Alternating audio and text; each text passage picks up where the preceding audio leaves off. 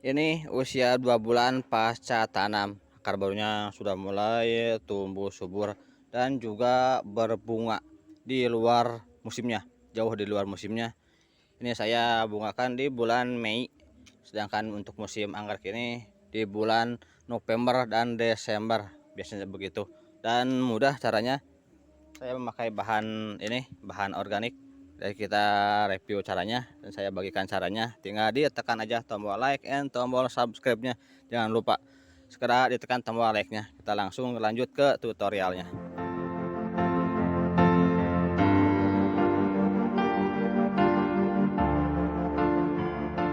Assalamualaikum warahmatullahi wabarakatuh. Selamat berjumpa kembali di Kebun Tetangga Channel. Kali ini kita akan berbagi cara bagaimana saya merawat anggrek ini. Ini 2 bulan pasca tanam ya, baru nanam sekitar 2 bulan yang lalu. Akarnya sudah mulai tumbuh bagus, akar barunya. Ini akar lama, ini akar barunya mulai bercabang-cabang dan juga bisa keluar bunga, bisa spike di luar musimnya. Ini anggrek kuku macan Aerides odorata. Musimnya untuk anggrek ini di bulan 11 dan bulan 12. Ini anggrek spesies ya, anggrek asli alam. Biasanya musiman untuk anggrek ini. Tapi di luar musim pun bisa dibungakan, dan saya memakai bahan organik dan juga bahan kimia. Untuk bahan organiknya saya memakai ini dari eceng gondok. Ini tanaman eceng gondok tapi difermentasi dulu. Dan untuk bahan kimianya saya memakai pupuk kimia, pupuk untuk pembungaan tentunya. Caranya mudah, jangan lupa ditekan juga tombol like-nya ya, dan tombol subscribe-nya buat yang belum subscribe. Kita dahulukan ke proses awalnya ya, awal kita mau membungakan anggrek di luar musim. Kita ambil sampel yang belum berbunga. Untuk plant yang siap dibungakan setidaknya sudah mempunyai daun yang banyak ya, seperti ini. Ini ada 6-8 daun. Ini ada 8 daun. Jadi kita bisa bungakan. Kalau misalkan plantnya kurang bagus, jangan dibungakan. Susah, cukup sulit memang membungakan di luar musim, kecuali jika di musimnya yang kecil pun bisa berbunga. Kalau di luar musim kita harus pilih plant yang prima, lalu kita berikan pupuk pembungaan. Untuk membungakan, jika memakai pupuk kimia, semprot di bagian ini aja, area perakaran ke bawah, sampai benar-benar basah area perakarannya.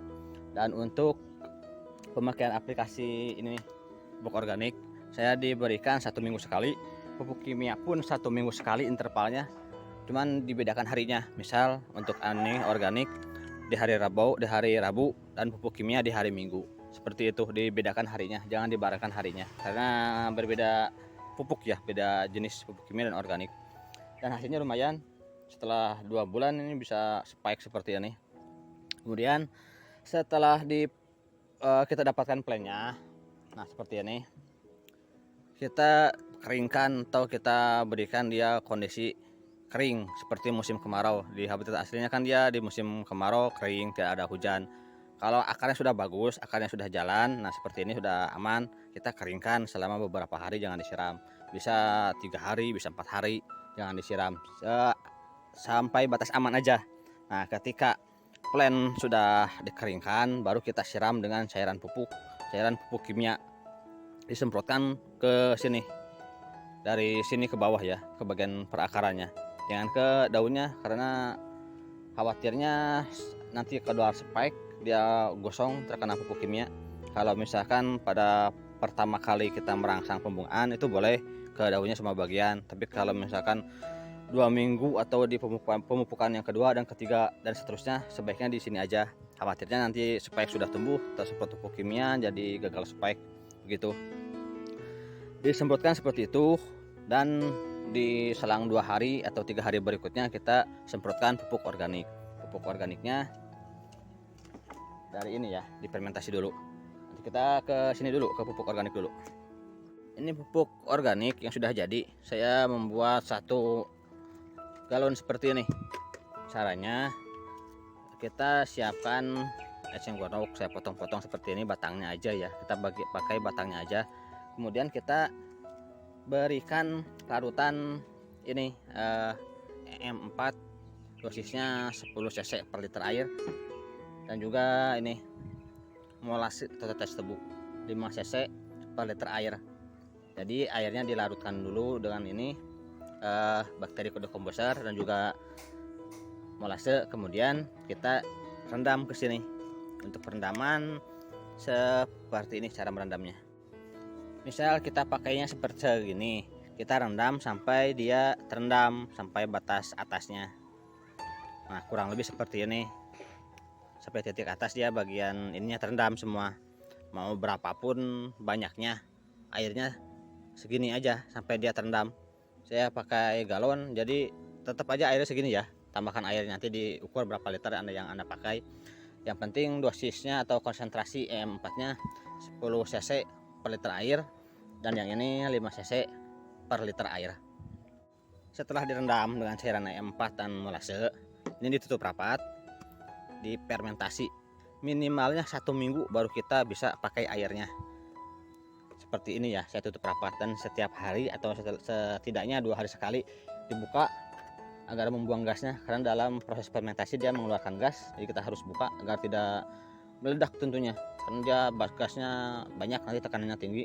Buka, buang gasnya setiap hari atau setiap 2 hari sekali. Seminggu kemudian baru kita pakai. Dan jika sebelum 1 bulan, ini tidak saya buang, biarkan saja direndam seperti ini selama 1 bulan. Jika sudah 1 bulan, ini kita buang, kita saring dulu ke wadah, saring dan diambil airnya aja, ampasnya kita buang, karena dalam 1 bulan tuh ini udah lembek, udah kurang bagus, kita buang, kita pakai airnya aja, simpan biar lebih efektif, jadi gak susah, kita tinggal pakai seperti ini. Untuk dosis yang biasa saya pakai, saya memakai larutan ini sebanyak 1 sendok sampai 2 sendok makan untuk 1 liter air bersih. Ini 2 liter air bersih biasa saya pakai 2 sampai 3 sendok makan ya pupuk cairan ini. Dia yang terlalu banyak, karena jika terlalu banyak khawatirnya gosong. Ada beberapa tanaman saya yang saya coba dosis tinggi, ternyata dia tidak tahan. Kalau misalkan pada plant yang sudah adaptasi, dia bisa tahan dengan dosis 50 cc per 2 liter ini. Saya nyoba 50 cc untuk 2 liter masih aman kalau untuk plant yang sudah adaptasi. Tapi pada plant yang baru datang, yang baru saya tanam dari luar ya, dari luar tempat saya, itu gosong, daunnya gosong. Yang ini contohnya tuh, cukup keras juga, biarpun organik tapi lumayan keras juga. Ini baru nanam, saya kasih pupuk organik dengan dosis tinggi, ini gosong. Jadi lebih amannya 1 sampai 2 sendok makan per liter air bersih. Untuk pupuk kimianya saya memakai pupuk Gandasil B. Pupuk yang lain pun tidak masalah ya, yang penting untuk pembungaan. Saya memakai pupuk Gandasil B, dosisnya 1 sendok teh untuk 2 liter air bersih. Jangan lupa disaring agar tidak mampat di sprayernya. Ini sprayer 2 liter, saya memakainya 1 sendok teh. Kalau mau agak banyak dosisnya bisa memakai 1 sendok makan untuk 5 liter air bersih. Untuk penyemprotan pupuk kimia, semprotkan di sininya aja, di area perakaran. Jangan terlalu kencang tekanan sprayernya, khawatirnya dia terbang ke spike. Kalau terlalu kencang, butiran airnya bisa terlalu kecil dan bisa terkena angin, terbawa ke spike-nya. Nah, seperti ini kurang lebih.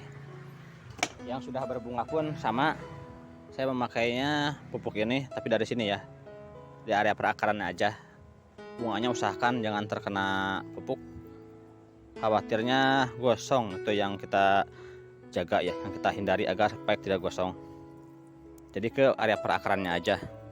Kalau pupuk organik yang dari eceng gondok tadi, fermentasi eceng gondok, saya semprotkan ke semua bagian tanaman. Yang penting dosisnya jangan berlebihan. Kalau dosis berlebihan ya sama gosong-gosong juga. Kalau dosisnya standar atau masih yang biasa saya pakai seperti tadi, dosis aman, itu tidak masalah. Ke spike daun juga, jadi ke semua bagian tanaman ya kalau untuk organik. Cuman jangan dibarengkan harinya. Jika memakai pupuk kimia di hari Minggu, pupuk organik di hari Rabu atau Kamis. Begitupun sebaliknya, agar tidak bertabrakan, tidak saling melemahkan. Nah, seperti ini aja cukup sampai benar-benar basah. Dilakukan 1 minggu sekali intervalnya. Dan nanti dia spike, nanti dia berbunga. Cuman memang peluangnya tidak semudah membungakan di musimnya. Jika di luar musimnya ini cukup sulit. Dari 10 plant yang saya rangsang pembungaan, 1 plant yang berbunga karena memang ini paling banyak ya daunnya. Yang sebelahnya ini tidak gagal berbunga atau belum berbunga. Ini bisa dilihat penanamannya sama, caranya sama, pupuknya sama, plantnya yang berbeda. Daunnya yang ini kurang bagus, kurang banyak, ini belum berbunga. Kalau yang satu lagi yang ini daunnya cukup banyak, bisa dilihat ini bisa berbunga. Kalau pertumbuhan akar dan yang lainnya kurang lebih sama, bedanya di pembungaannya aja. Jadi pilih dulu plantnya yang bagus, yang siap dibungakan, baru kita rangsang pembungaan. Di luar musim pun kita bisa bungakan. Sekian aja dulu dari saya, mudah-mudahan bermanfaat. Jangan lupa dukungannya dengan cara like, comment, and subscribe. Wassalamualaikum warahmatullahi wabarakatuh.